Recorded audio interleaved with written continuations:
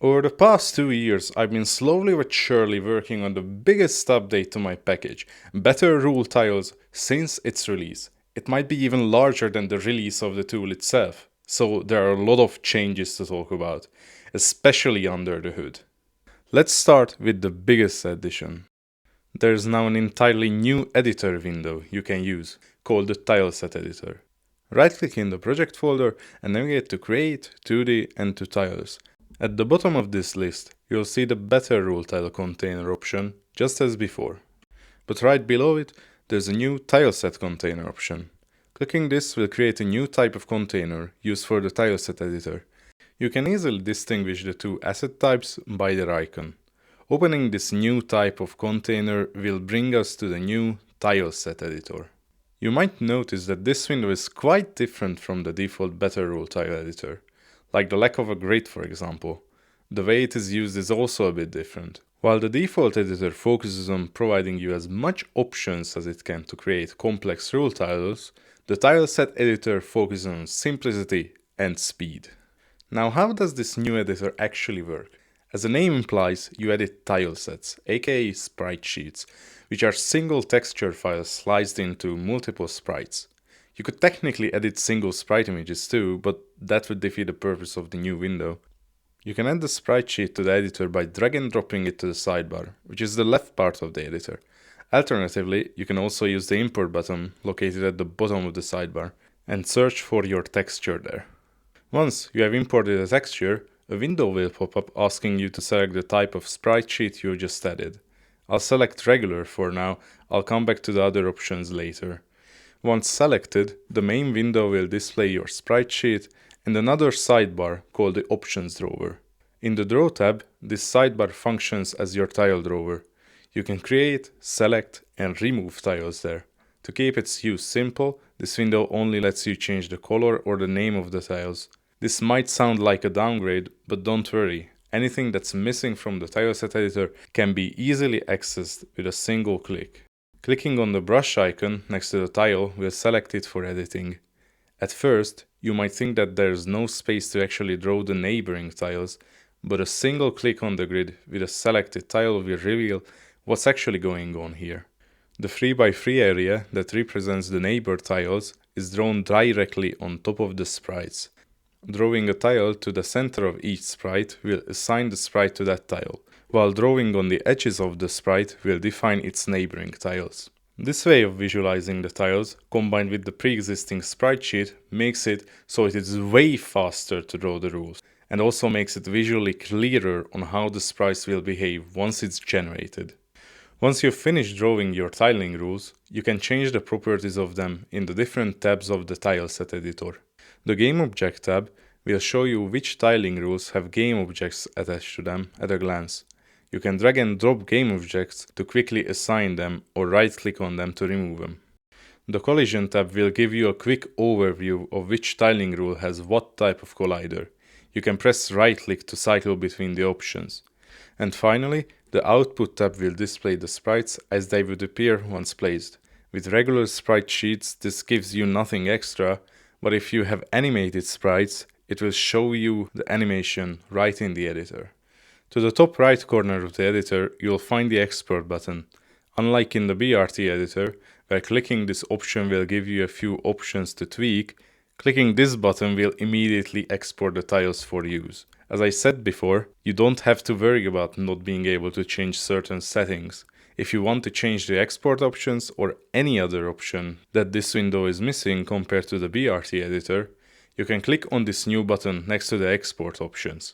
Clicking this swap button will open the same asset in the good old Better Rule Tiles editor. So you still have access to all the features that it offers, but you also have the option to create the tiling rules using this new, simpler editor. When using the switch button to change editors, both of them are saved to the same asset.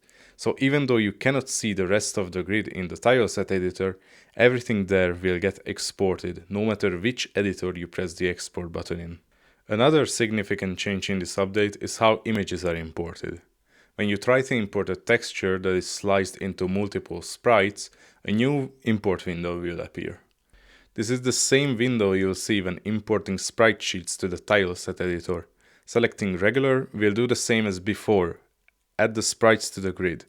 The only difference is that now the layout of the sprites matches with the texture. But if you have a lot of animated sprites, or a lot of random variants of a sprite, this window can save you a lot of time.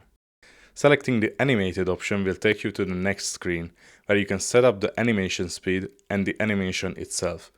The sprites are grouped by frames. Frames 0 will be the sprites that get added to the grid, and the other frames will be added to those sprites. If not all frames line up, you can add multiple sets of frames. Selecting the randomized option will let you create random groups. From every group, only a single sprite will be added to the grid, and the rest will be random variations of that tile. The same applies to the pattern option. For every pattern defined, only one sprite will be added to the grid, and the pattern will be assigned to that sprite. Another big change in the update is the ability to create your own rules to use in the editor with the new Scriptable rule tiles. If you check the export options dropdown, you'll see a new rule tile script option. Its initial value is set to default, which will select the tile script based on the selected grid type. You can also manually select the script to use, and the tool will also make sure that you have selected a compatible script. From this menu, you can switch to a new type of tile that adds new rules, or switch to your own custom tile. How do you create that? It's pretty simple. Create a new script and derive the class from either Better Rule Tile Base if you're using it for square or isometric tiles, or Better Hexagonal Rule Tile Base if you want to create a custom hexagonal tile. After this, you just need to override one function that initializes the rules. This function is called Initialize Custom Neighbor Rules, and it returns a list of better rule tile neighbors. Every element of this list will correspond to a rule in the tile drawer and in the exported tiles. For each element, you have to define its ID, name, description, rule match case, and the textures used in the BRT editor. The most important property here is the rule match case, which will determine the behavior of the rule once exported. For examples and a more thorough explanation, you can refer to the documentation in the description. Besides the major new features, this update also includes numerous quality of life changes. I'll quickly go through the most notable ones. The grid settings were changed to match those in the grid and the tile map components, and sprites will now be displayed the same way they are displayed on a grid with the same settings. No more stretched sprites. Copy and pasting now works across different container assets. With this, you can copy the provided samples and use them in your own asset. Cells are now highlighted when you hover over them, and with the brush tool, sprites and tiles will show you a preview before you place them. You can now modify the sorting order of sprites with the Grid Cell Inspector tool. A new bulk cell editor was also added to modify the sorting priority of multiple tiles at once. Preset blocks can now be moved, separated, and combined. And finally implemented a lot of bug fixes, minor changes, and backend improvements. If you are interested in all of the changes, you can read the full changelog in the documentation website, which also received a big update.